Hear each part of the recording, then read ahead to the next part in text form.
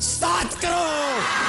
अरे तालियां बजाना बंद करो, क्योंकि अगर आपको भी लगा कि इन्हें ये बड़ा रकम मिल जाएगा तो ऐसा बिल्कुल भी नहीं है। क्योंकि इनको क्या, असल में किसी को भी आज तक ये पूरा पैसा नहीं मिला है। जी हाँ, लगा ना 440 वोल्ट का झटका। और ये जो घर बैठे बैठे जैकपॉट जीतने की स्कीम है ना, उसमें जीतने वाला तो मोटी रकम लेकर जाता ही है, पर उससे भी कहीं ज्यादा पैसे तो सामने वाली पार्टी यानी केबीसी की जेब में जाते हैं। लेकिन कैसे?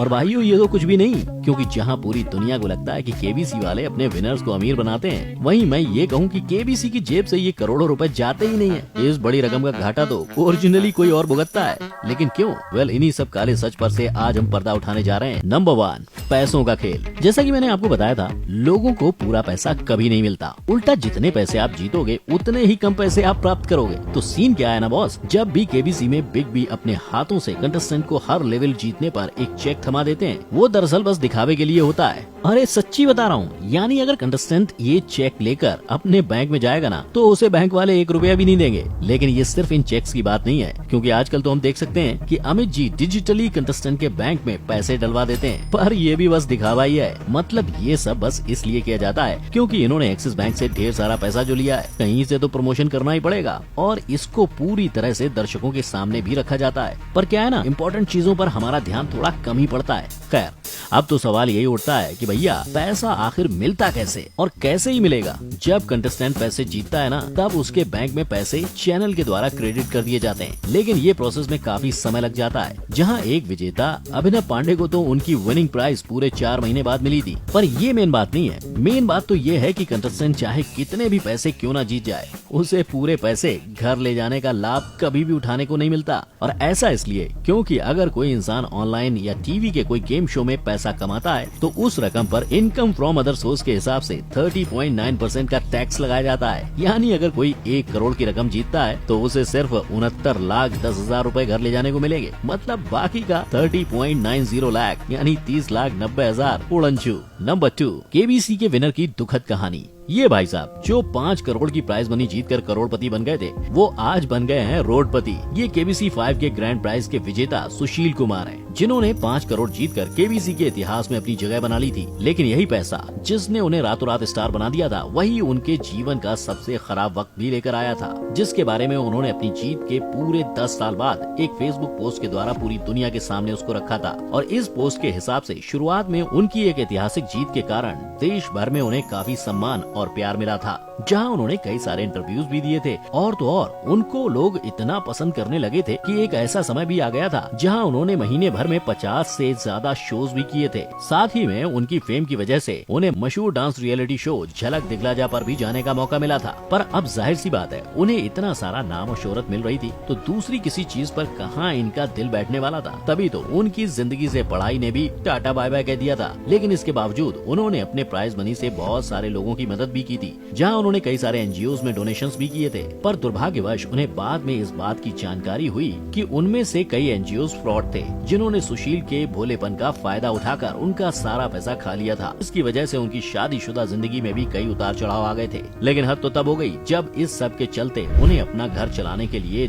दूध तक बेचना पड़ गया था। पर उन्होंने फिर भी हार नहीं मानी और ये सब उतार चढ़ाव को पार करके आज ये अपने गांव में ही स्कूल के बच्चों को पढ़ाने का काम करते हैं। यानी ये देखकर एक बात तो साफ दिखाई दे रही है कि चाहे कोई कितने भी पैसे केबीसी में जीत जाए, उसके आगे की जिंदगी कैसी होगी ये पूरी तरह उस पर निर्भर करती है। क्योंकि अगर हम दूसरे विनर्स को देखें तो सब ने अपने विनिंग अमाउंट का इस्तेमाल सही तरह से किया है। जैसे केबीसी 1 की विजेता हर्षवर्धन नवाठे अपनी जीत के बाद यूके के स्कूल से अपनी डिग्री हासिल की और आज वो एक बहुत काबिल जगह पर हैं। या अगर हम उदाहरण लें केबीसी जूनियर के विनर रवि मोहन सैनी का, तो इस 14 साल के बच्चे ने अपने बलबूते पर यूपीएससी की पढ़ाई पूरी की और आज वो अपने देश के लिए काम करते हैं। नंबर 3, इतना सारा पैसा आता कहाँ से है? वैसे आपको जान के खुशी होगी, शायद ना हो, पर विजेता को पैसे देने का काम सिर्फ केबीसी वाले नहीं करते हैं, यानी सारे पैसे उनके पॉकेट से नहीं जाते हैं। तो भाई कौन इतना दरिया दिल है जो ऐसे ही लोगों को फ्री में पैसे बांट रहा है? अब इसका चक्कर कुछ ऐसा है ना कि केबीसी ने भी हमारी तुम्हारी तरह खुद पर इंश्योरेंस निकलवा के रखा हुआ है, ताकि अगर कभी दुर्भाग्यवश केबीसी के सेट पर कोई अनहोनी घट जाती है, जैसे कहीं आग लग जाती है या भूकंप के कारण कोई डैमेज आ जाए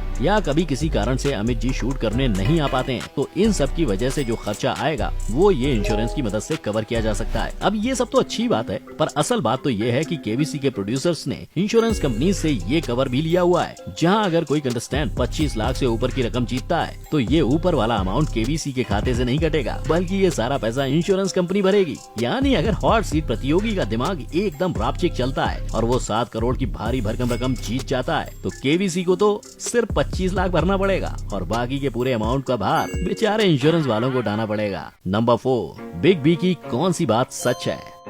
वैसे अब देखो, टीवी पर शो चला रहे हैं तो थोड़ा थोड़ा तो स्क्रिप्टेड होगा ही, लेकिन सवाल ये है कि आखिर किस हद तक सब फेक होता है। हमारे बिग बी केबीसी के हर एपिसोड में जो मस्त मस्त बातें करते हैं ना, दरअसल वो सारी बातें उनके मन से निकले हुए शब्द नहीं होते हैं, बल्कि रियलिटी तो ये है जैसे हर रियलिटी शो या लाइव शो में होता है, वैसे ही यहाँ पर प्रॉम्प्टर्स लगे होते हैं, जहाँ एक छोटी सी स्क्रीन पर बिग बी के सारे लाइन्स लिखे हुए होते हैं, जिसे पढ़ कर ही ये सालों से दर्शकों को इतने बढ़िया एपिसोड्स देते आ रहे हैं। लेकिन बस इतना ही नहीं, कुछ सूत्रों से ये जानकारी भी हासिल हुई है कि जो हर एपिसोड के पहले हॉट सीट पर बैठे कंटेस्टेंट की जीवन गाथा बताते हैं ना, वो सब कुछ हद तक फेक होता है। पास कंटेस्टेंट की माने तो उनके हिसाब से केबीसी वाले कोई भी गड़बड़ घोटाला नहीं करते हैं, ना ही शो में किसी तरह की स्क्रिप्टिंग की जाती है। उल्टा अगर उनकी माने तो उनको अपने हिसाब से बोलने का पूरा मौका दिया जाता है और सब कुछ रियल ही होता है। और अगर अब बात की जाए जहां अमित जी हर सवाल के बाद वो टॉपिक पर मस्त सा फैक्ट सुनाते हैं, तो यहाँ सीन थोड़ा सा बदल जाता है, क्योंकि इनका कंप्यूटर जी बाकियों के कंप्यूटर स्क्रीन से थोड़ा सा अलग दिखता है। जहाँ कंटेस्टेंट के स्क्रीन पर बस चल रहा सवाल और ऑप्शंस दिखाई देते हैं, वहीं अमित जी के कंप्यूटर पर सवाल और ऑप्शंस के साथ ही सामने बैठे इंसान की सारी जन्म कुंडली, उसने अभी तक गेम में कितने लाइफलाइंस इस्तेमाल किए हैं, बाकी ऑप्शंस की लिस्ट, और तो और जो सवाल चल रहा है उसके बारे में थोड़ी एक्स्ट्रा इन्फॉर्मेशन होती है,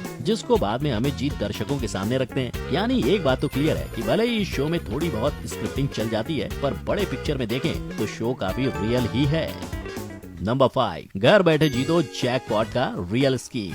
हम भारतीयों के सामने अगर फ्री में जहर भी दे देंगे ना, तो भी हम खुशी खुशी ले लेंगे, और ये तो फिर पैसा है। और इसी विचार का फुल ऑन सहारा और फायदा केबीसी वाले उठा रहे हैं, जहां इन्होंने अपनी अलग स्कीम निकाली हुई है, जिसमें घर बैठे बैठे बच्चों के टेक्स्ट बुक के सवालों से भी आसान सवालों का सही जवाब देने पर लोग लाखों की धनराशि जीत सकते हैं। अब देखो, कोई तुम्हें ऐसे चिंदी विंदी सवाल पूछेगा तो जाहिर सी बात है तुम्हें भी जवाब देने का मन कर जाएगा, और तुम ऐसे अकेले इंसान तो हो नहीं जिसमें ऐसी वाली फीलिंग आएंगी। तभी तो SMS के द्वारा देश भर से लोग इस कॉन्टेस्ट में भाग लेते हैं, और कोई कोई तो अलग अलग फोन से मैसेज करते हैं, जिससे उनके जीतने के चांस बढ़ जाते हैं। पर इन्हीं हजारों मैसेजेस के कारण होता ये है कि जो सिम कार्ड की कंपनी है, उनके डेटा में ट्रैफिक जैम हो जाता है, और यही ट्रैफिक जैम की वजह से वो लोग लाखों में नोट छाप लेते हैं। अब देखो, एक आदमी के एक मैसेज से अगर 1 रुपया भी कटता होगा, तो वैसे ही लाखों लोगों के एक एक करके पैसे कटते हैं। तो आप ही सोच लो सिम कार्ड की कंपनी कितना कमा लेती है।